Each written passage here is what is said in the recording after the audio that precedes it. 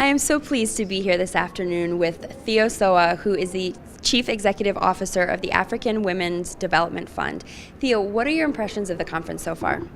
Well, it's been really exciting.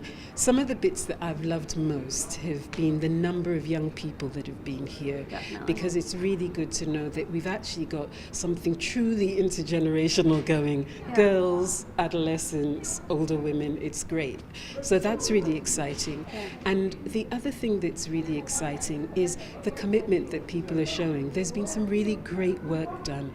We've got a long way to go. It's a difficult agenda, but everyone's excited about going further, and I really love that. And so can you tell me a little bit about the work that you're doing back home and the issues that really drive you to help make progress for women and girls worldwide? Well, at the African Women's Development Fund, we're the first Pan-African foundation for women's rights organizations.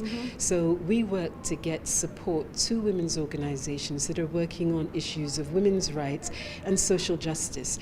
And we're driven to do that because we've seen the change that African women can make.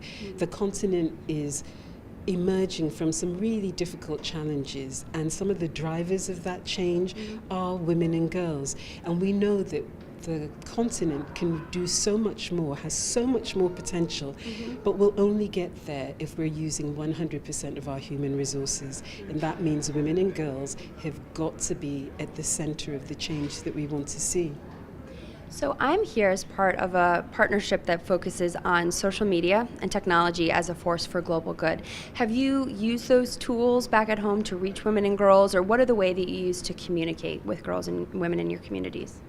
We use the whole range because social media is fantastic, and we've got the most fantastic communications officer who's really good on blogging and Twitter and everything like that. And we use those tools to try and reach those girls and those women who have access to that technology.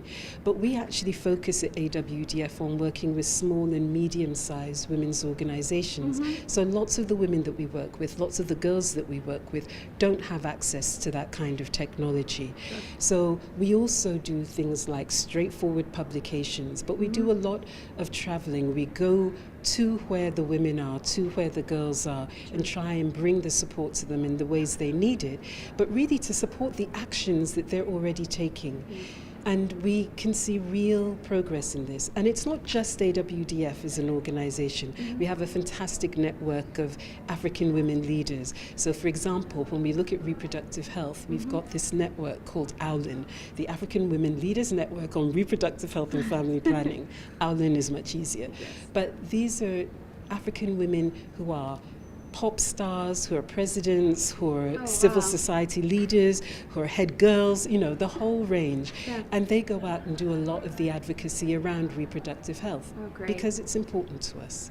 So my last question is how can people watching this interview get engaged and start following your work so they can support you? A couple of things. One, look at our website because we've got a lot of information on the work that African women and African girls are doing to change the world. And if you look at that website, then you can get ideas about how you can get involved.